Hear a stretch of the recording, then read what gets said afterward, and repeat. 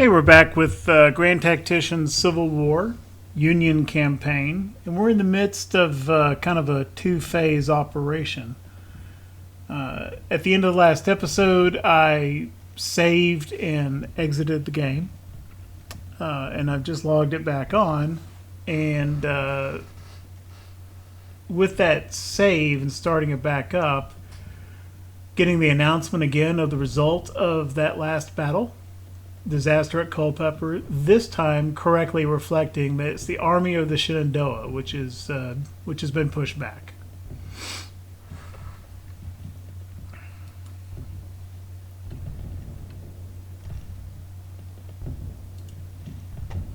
So,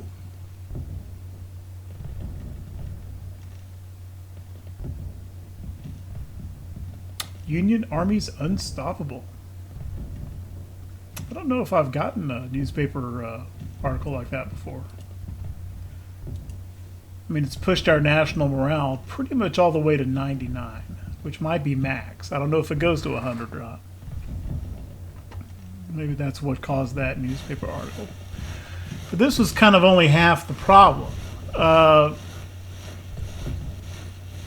We had our two armies, Patterson here, McDowell here, which had been separately besieged in the field by Jackson and Longstreet. If I had simply let those sieges continue, that would not have ended well, because over here, Longstreet far overmatches Patterson's strength. Like you can see that the predicted result is it's already pretty close to a Confederate victory as it is. So the idea was to push Jackson back over here, make him retreat, and then turn, and McDowell's army now needs to run up here and rescue Patterson, essentially. And I have not had this situation come up before in previous campaigns. I don't know exactly how to do this. Because there's an existing... I call it field siege because there's not like an actual fort or anything, but it's, you know, there's entrenchments. It's trench warfare going on here. So this is ongoing, and I'm not precisely sure how to force this to a battle, ensuring that McDowell's army is involved. One option is to simply move him over here close and then use Patterson's army to assault, but I'm not 100% sure that that is going to bring McDowell in. It may be locked to just these two forces. And the other thing that I can do is maybe if I just maneuver McDowell straight on top of Longstreet, that's the Army of the Potomac, maybe that will force a battle, maybe not. I do not know.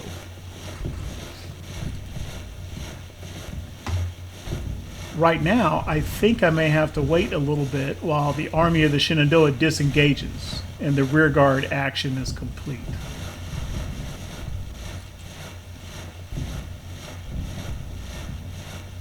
And McDowell here, immediately following that battle, is a little low on supply. Actually, where is he drawing supply from? He's drawing supply from Culpeper. Consuming more than he's getting. Low on food. It's kind of okay. He's okay for rifle ammunition, but the artillery is very low. We don't have time to wait. Longstreet is about to defeat Patterson now. First thing I'm going to do is just bring McDowell right up here where no matter what happens, it would be weird if he were not engaged.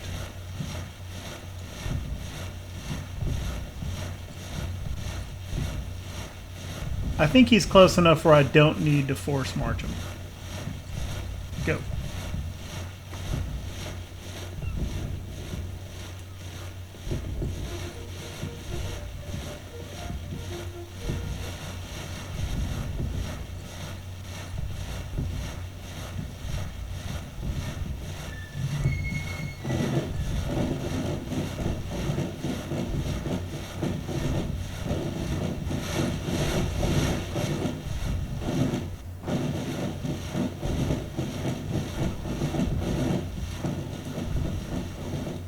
Okay, so what has happened here is that apparently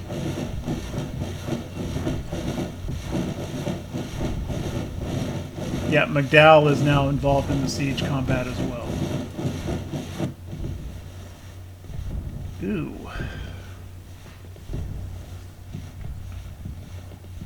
So the good news is that both federal corps are now involved in the combat. The bad news is it's still predicting a Confederate victory.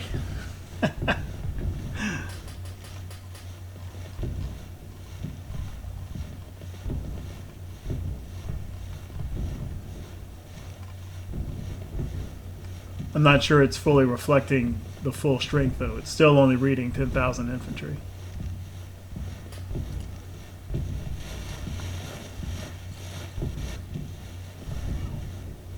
And I get the same thing even though I'm clicking on McDowell's unit, not Patterson's.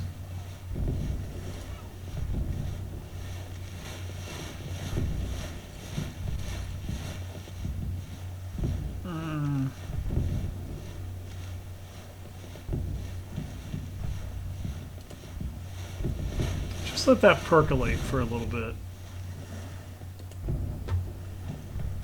Maybe the odds will change.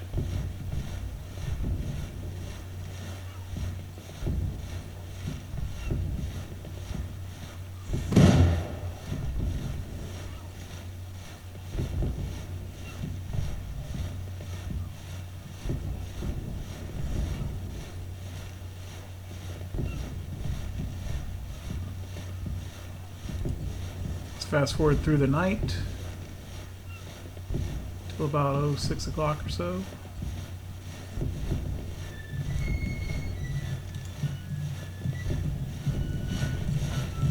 Now what's it saying?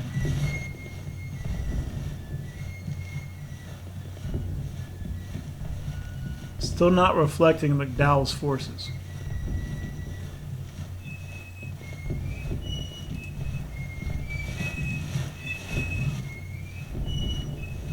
Even when I click on McDowell's unit. McDowell's supply situation is back up good. He's gotten a little bit more food. Still low on ammo. Yuck.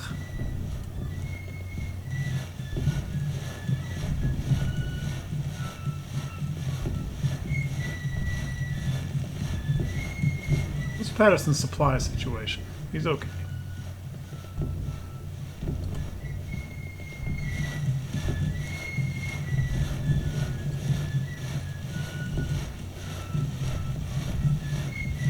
Patterson's only got 10 guns.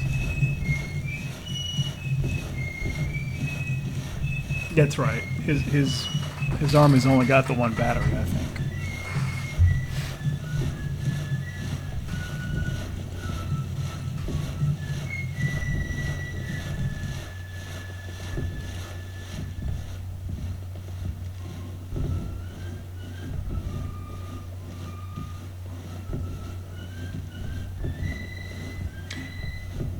I am going to let this siege situation go through the day in the hopes that McDowell's ammunition, particularly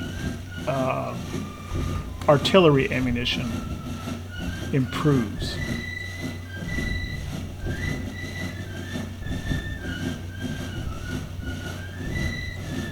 Meanwhile, let's see how Grant is doing over here. He's reached Lexington. He's up to yellow for readiness.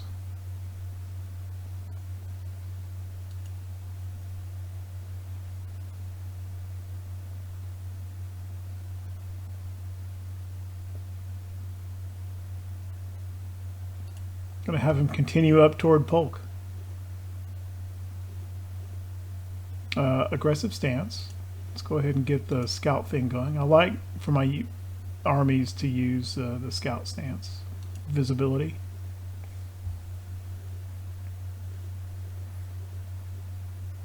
And then it also enables a perk which helps them move faster as well.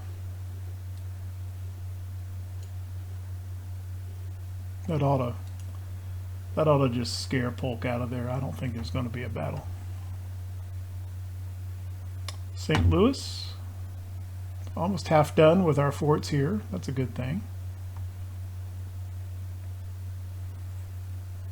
And haha, McClellan is done with this fort. That is Fort Sudermeister.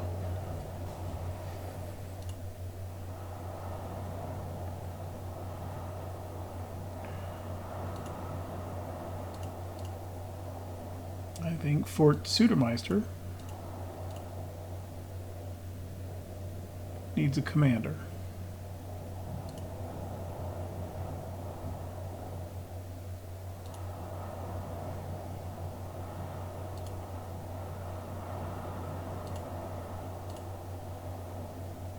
Stephen's actually pretty decent. I'm going to save him for a field command somewhere. It's not bad. It's not terrible. Covey's pretty good.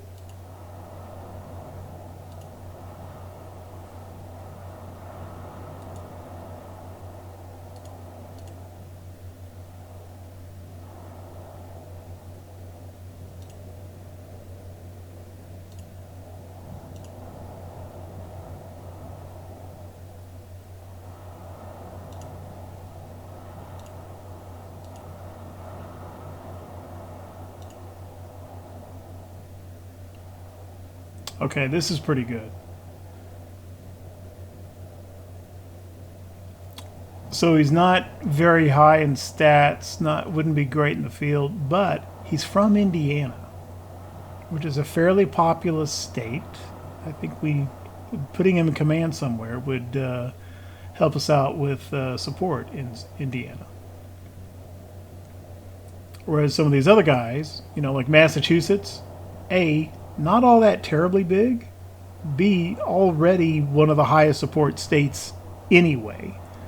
Getting additional support there is not that big a deal. Indiana, I think so. Welcome to command of Fort Sudermeister. Now Lieutenant Colonel Russell. And I want to give him not a full-size brigade, but just so he doesn't have like a minimal, like 100-man garrison, let's give him a decent size garrison there. Like 1,500. The small brigade is a pretty big garrison, so that'll work.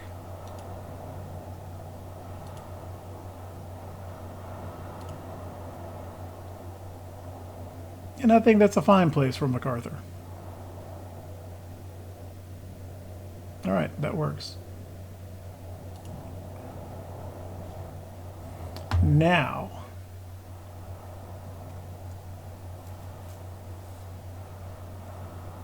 I don't want to send McClellan all the way down this way. He can go farther than he could before because we do have this supply depot here now, but he will run out of range of that before he gets to Charleston. I think I'd much rather come around this way, push the Army of the Northwest back first. Although, I kind of like the idea of just letting the Army of the Northwest complete that supply depot for us before we go over there. I think it'd be a great idea. So let's just bring him over to Marietta for now. Just have him hang out for a little while. We'll let Beauregard build that supply depot for him.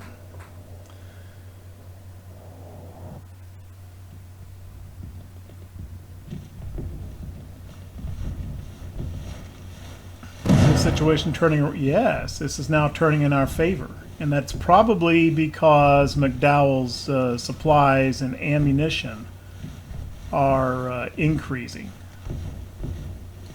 or maybe it's just now fully calculating all these additional troops that McDowell has brought up. So at this point, maybe just letting the field siege continue is now in our favor.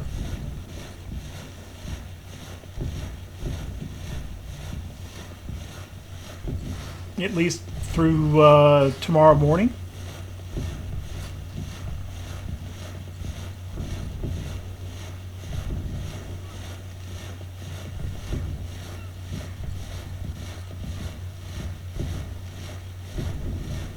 speed up through the night.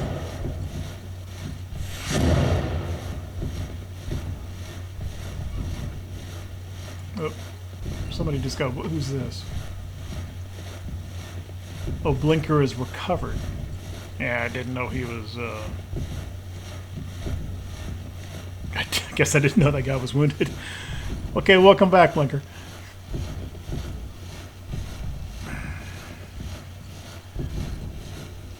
In the last battle, which was successful, but we did have one artillery battery that came under a lot of skirmisher fire and broke.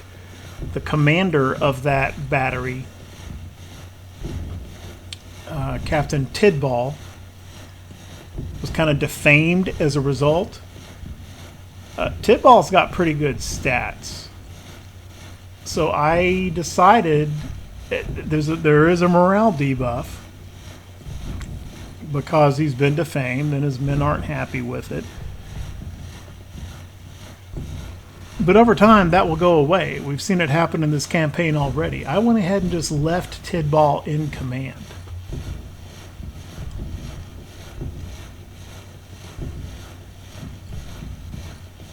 High casualties among the officers in this unit caused demoralization. It was just the one guy. I don't quite understand that.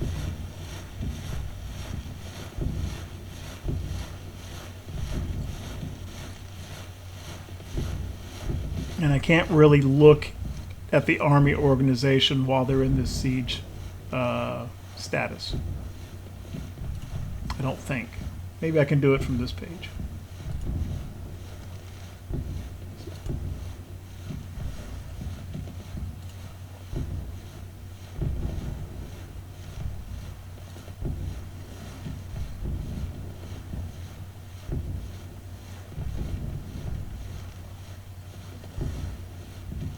Not really.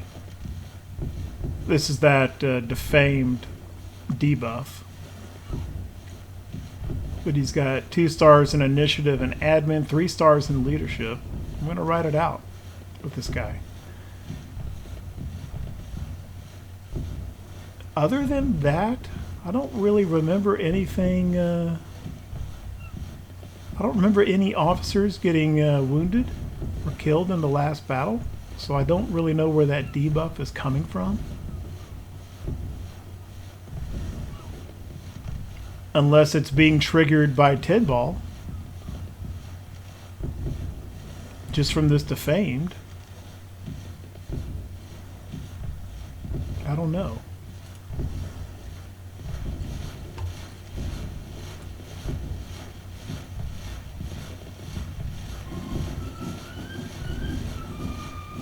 Right. Well, 7:30 the next morning. What does the AI think about our chances now? Still slightly in our favor. It is correctly reflecting all the troops on our side now, though.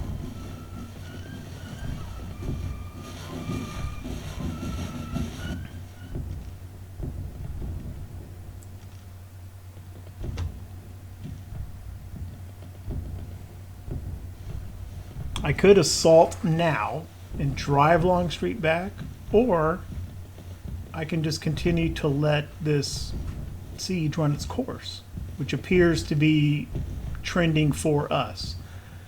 And that is probably the lower casualty way to do this.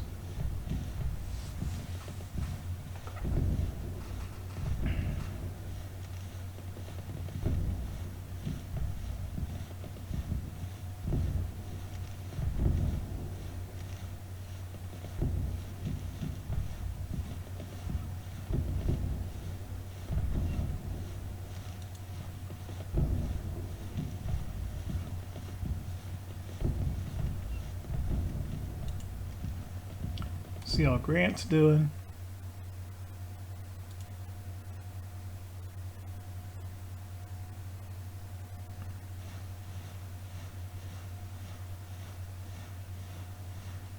Okay, Polk is running east now toward Grayson. Kind of think that's okay. I don't need to chase this 6,000 man army all over forever, you know. And actually, McClellan is coming this way. He'll be in the area. I believe McClellan's army is sufficient to deal with Polk, should that come to pass.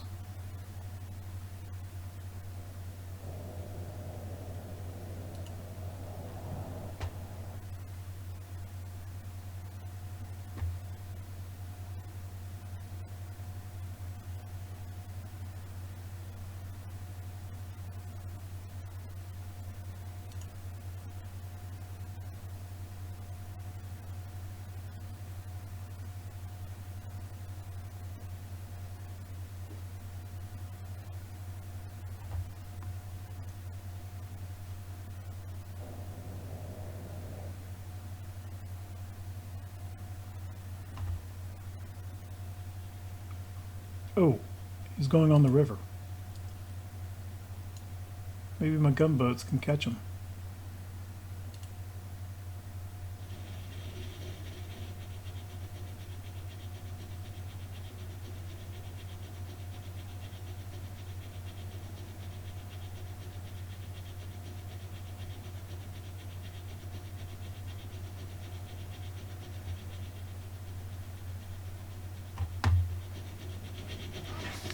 Apparently, army transports are faster than warships.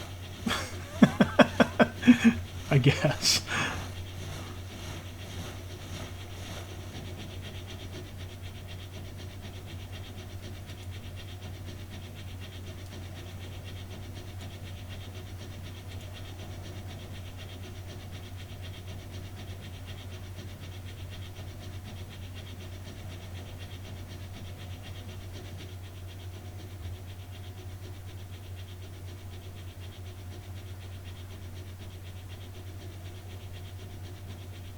Okay, we've got an illegal blockade that is now in place.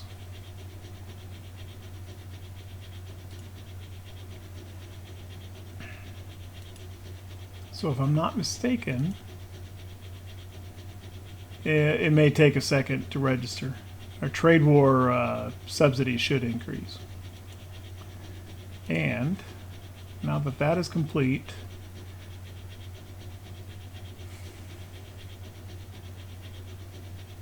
I think I've got room. I don't need to do the government funding right now.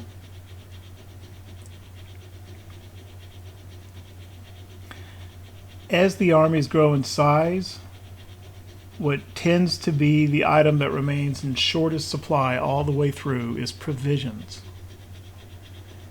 Indirectly, through a chain of events, I've got to think that investing a little bit in agriculture should help that to some degree.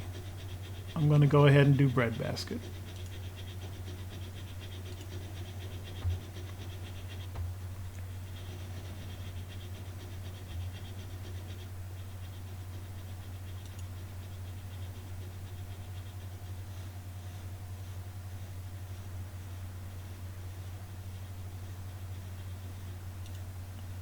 Okay.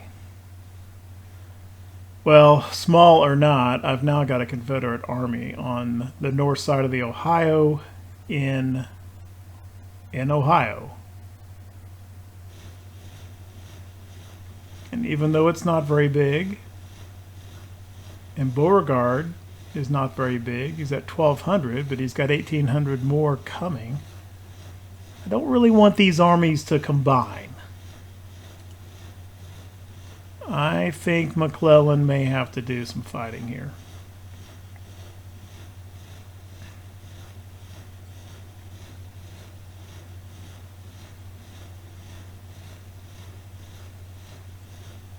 They may already be within reinforcement range.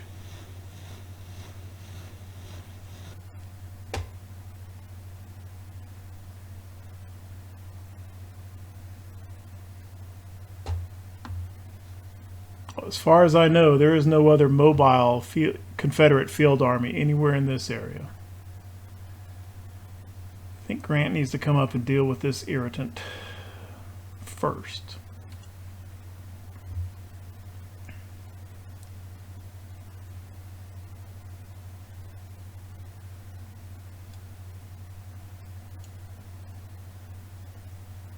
I'm hoping he uses the railroad to get up to Cincinnati.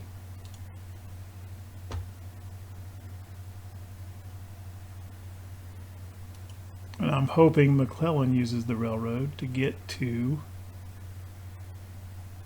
what is that? Chillicothe.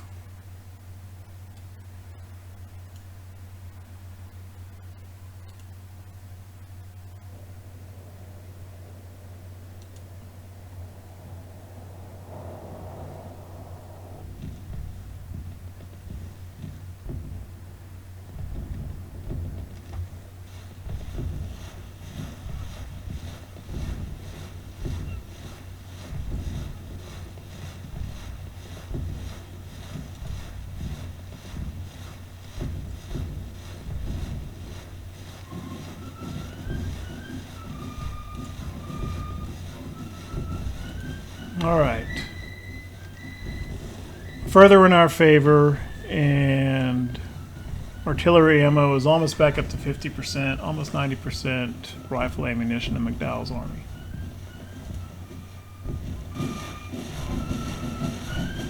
%65% if we just let it run.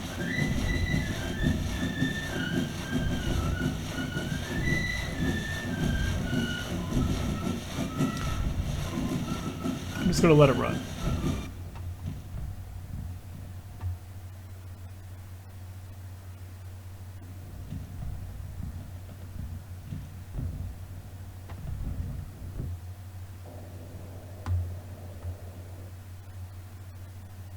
Polk is coming up the railroad. His Grant is using the railroad. That's good.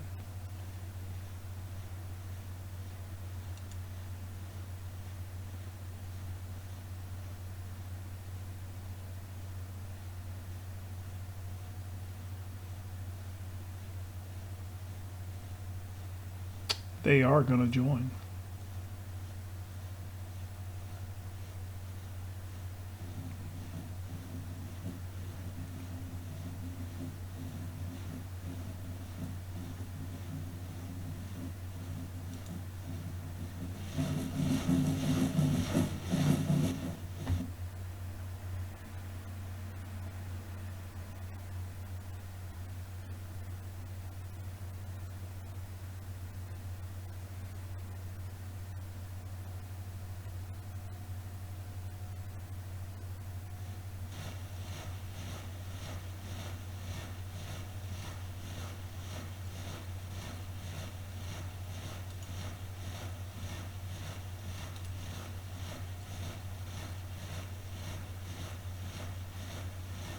Six brigades and one battery of artillery.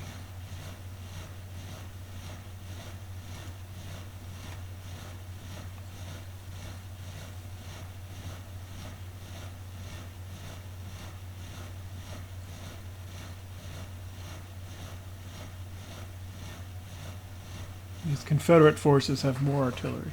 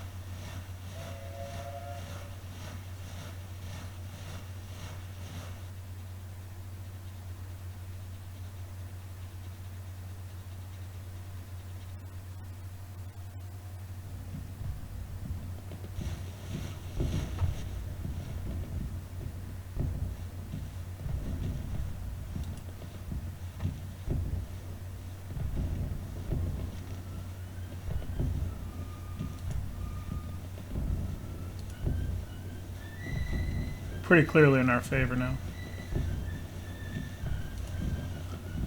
Longstreet's going to have to retreat. 71%.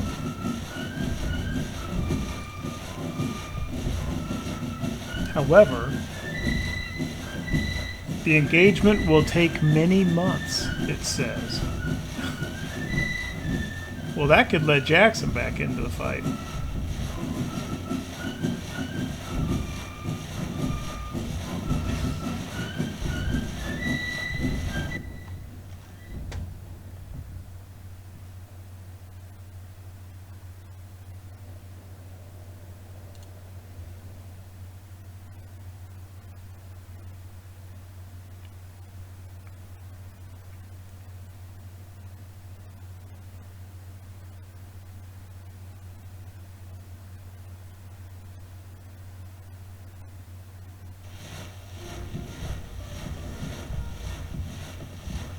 Nope.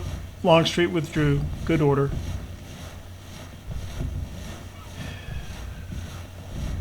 Losses roughly equal.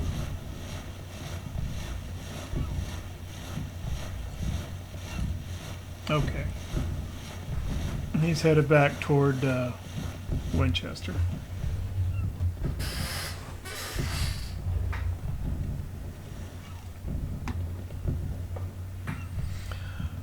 Okay, Patterson's going to keep building his forts, and McDowell has now built the supply depot, which we're going to upgrade, and keep building this fort.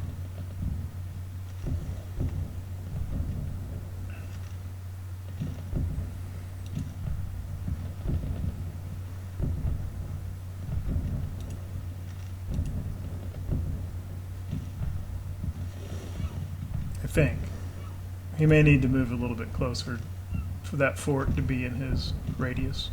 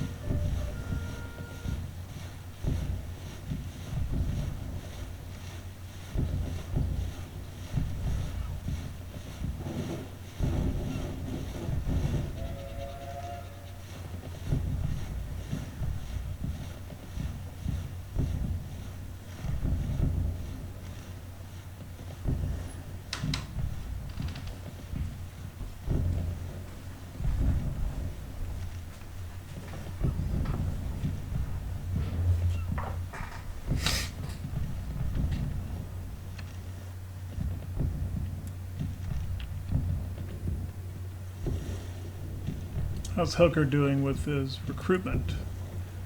Okay, he's got all of his troops present now.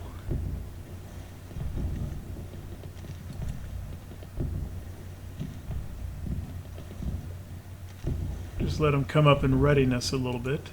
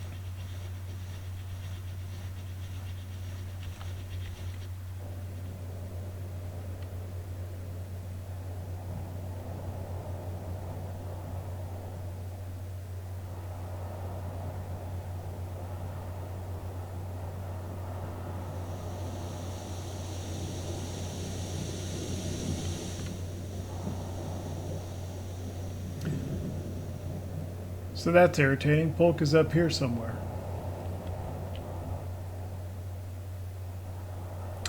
And I kind of feel like if an enemy force comes close to one of your towns that has telegraph, connectivity, that ought to be good for a sighting report. A location report, in my opinion. Okay, so Beauregard's retreating. That is predictable. Toward Charleston. We want Charleston. Let's follow him. Matter of fact, let's just tell them to move all the way down on Charleston now. McClellan, that is.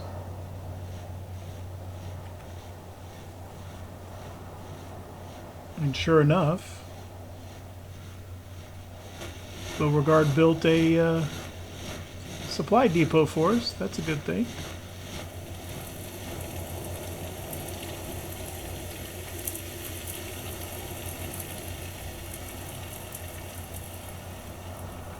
Beauregard's turning into a pretty effective supply officer for the Union Army.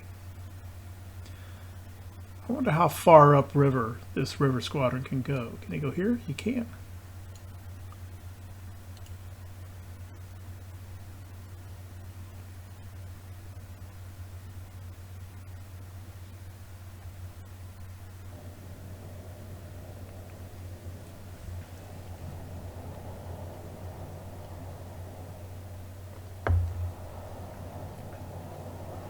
Does Fort Sotomayor have its...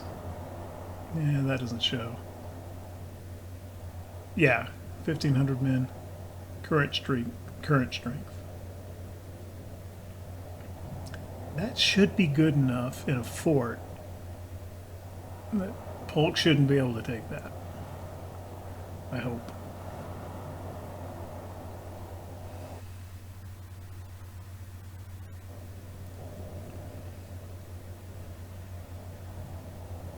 No, Polk is up at freaking Wheeling.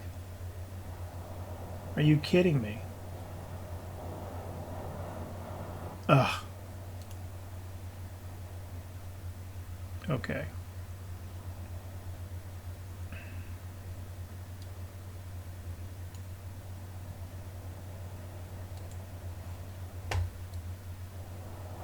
McClellan's going to keep pressing down to Charleston.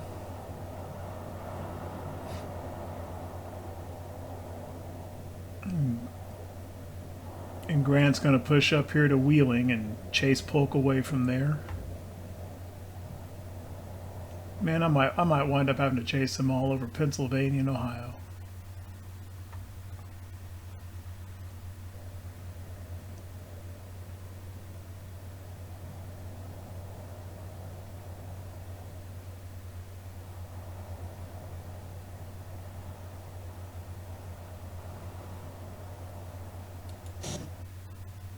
Well, these forts are almost done over here.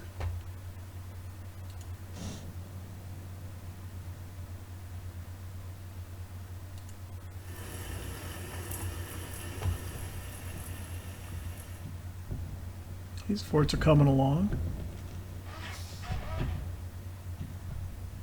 Hooker's up to yellow readiness. About ready to move him down into Virginia.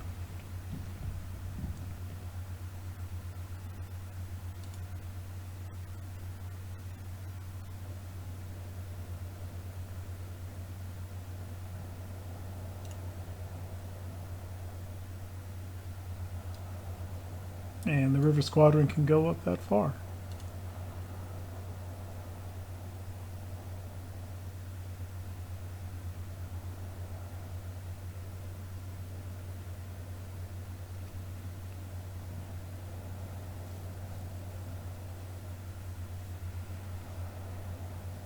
Apparently Polk is building a supply depot up here near Pittsburgh.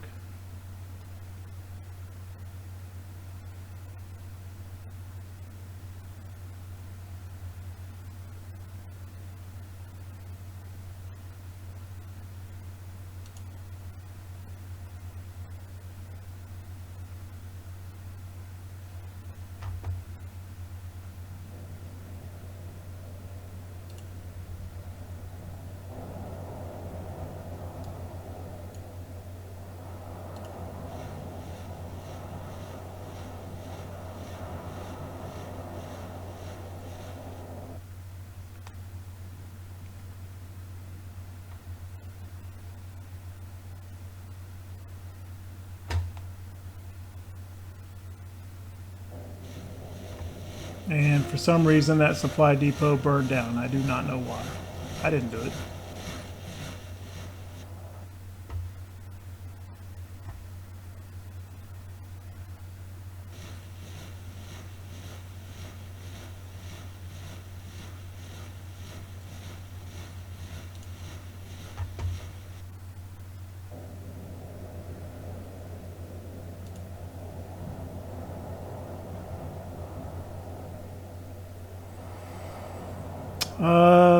Okay.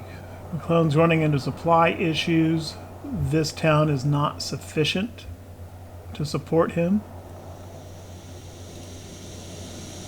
This supply depot doesn't exist now.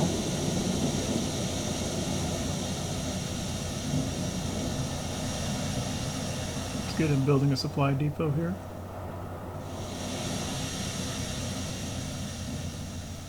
There's Polk, now in sight.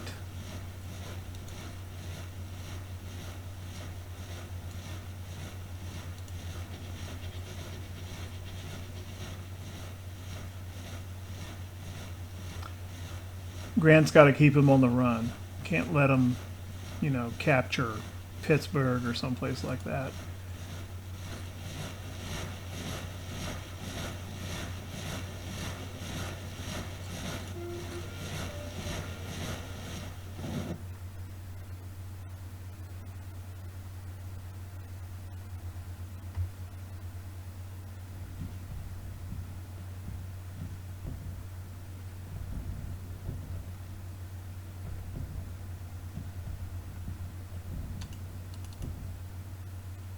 Okay, so we had a naval battle, and apparently the Charleston squadron disintegrated.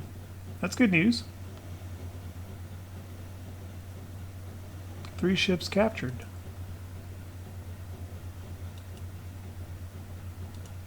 What'd you capture there, Commander Lardner? Ooh, Confederacy extends contracts to 3 years.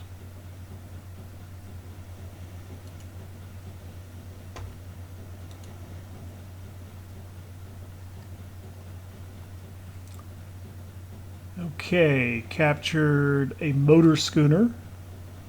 Don't care about that. Delete. And some steamers. These are useful on the rivers. I'm not going to keep them in this squadron, but I will transfer them to our pool.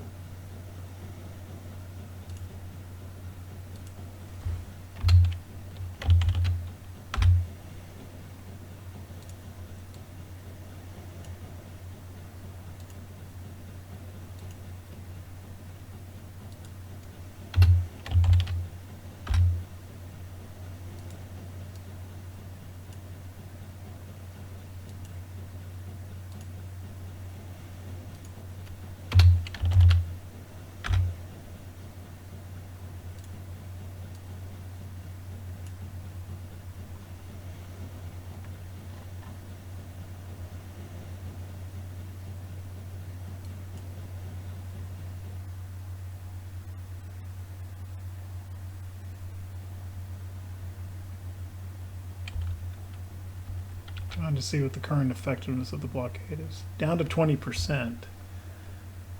I think that's because a lot of these ships are not full readiness after some fighting. They'll come back up to snuff over time.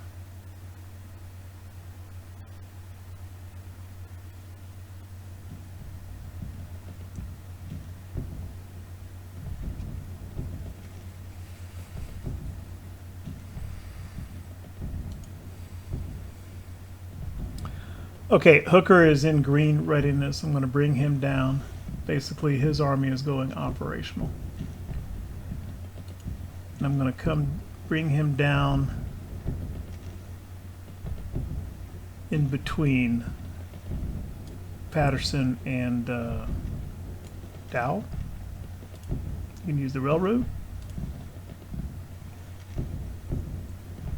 Once he gets there, I'm going to transfer a division from McDowell to Hooker.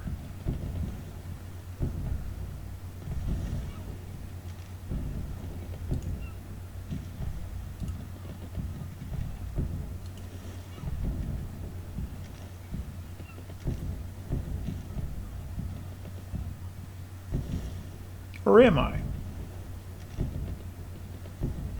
Hooker has fewer divisions and brigades, but his are full strength. Number of troops, he's already about the same as McDowell.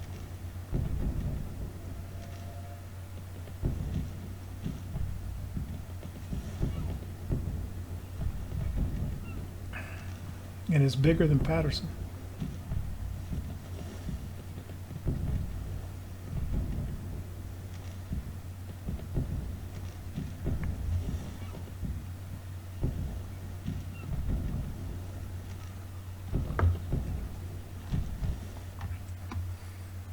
All right, what's going on up here? For some reason, Grant is in boats.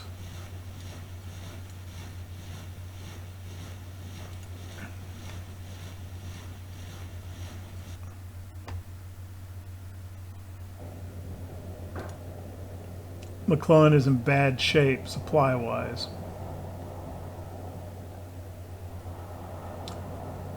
Nothing to do for it but to build the supply depot, put up with it till then.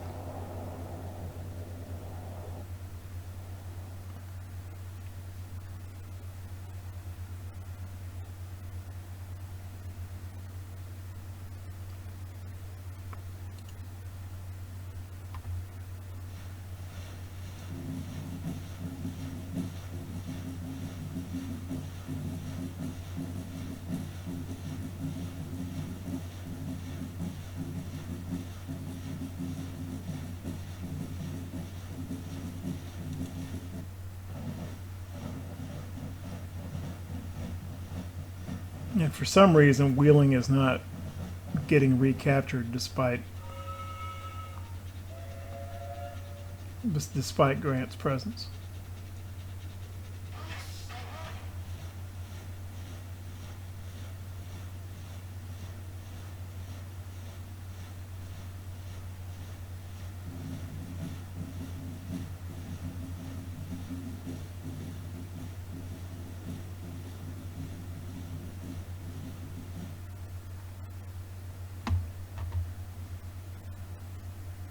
Oh, Army of the Northwest. Beauregard's almost all the way back to Lynchburg now.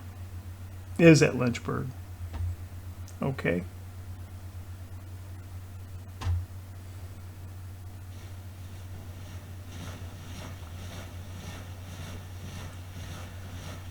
Okay. We've got our agriculture.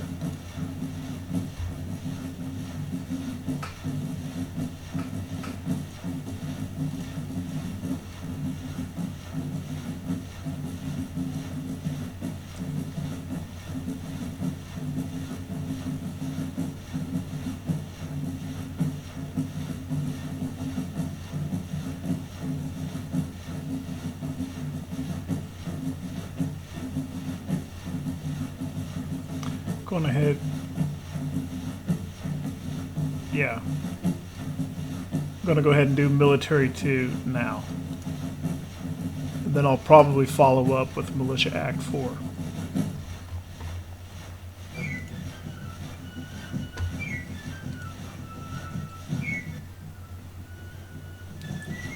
Really irritating that, well, he's now bigger. He's got 7,000 men.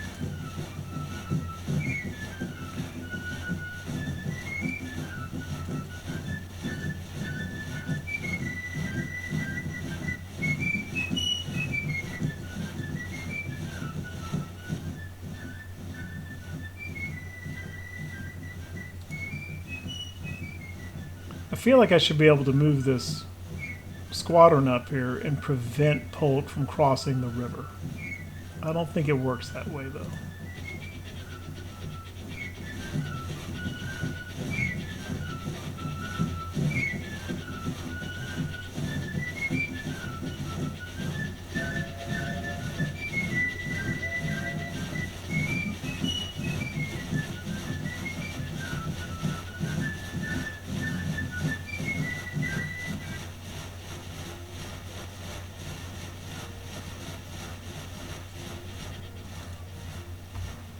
Nope, it doesn't.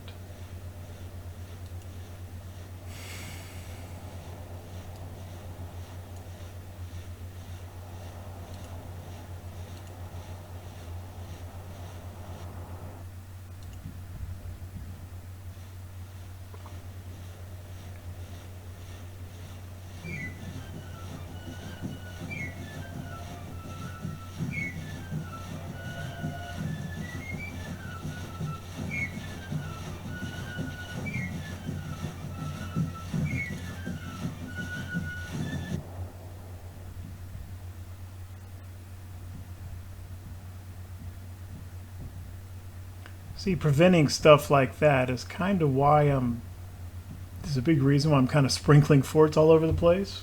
It takes time. Oh my goodness. How's McClellan doing? Not good. He's out of food. Out of food.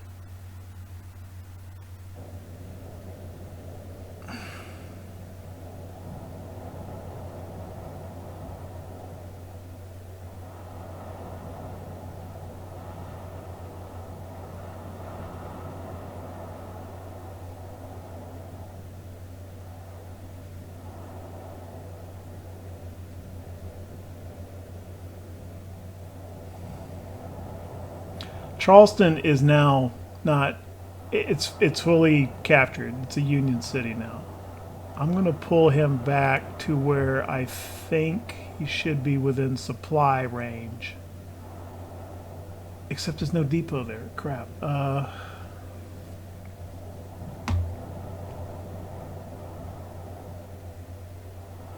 Still 2 weeks, almost 2 weeks before this depot is completed.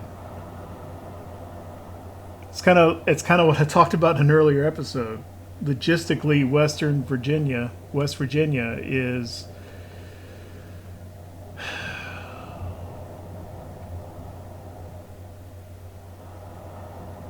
kind of a mess.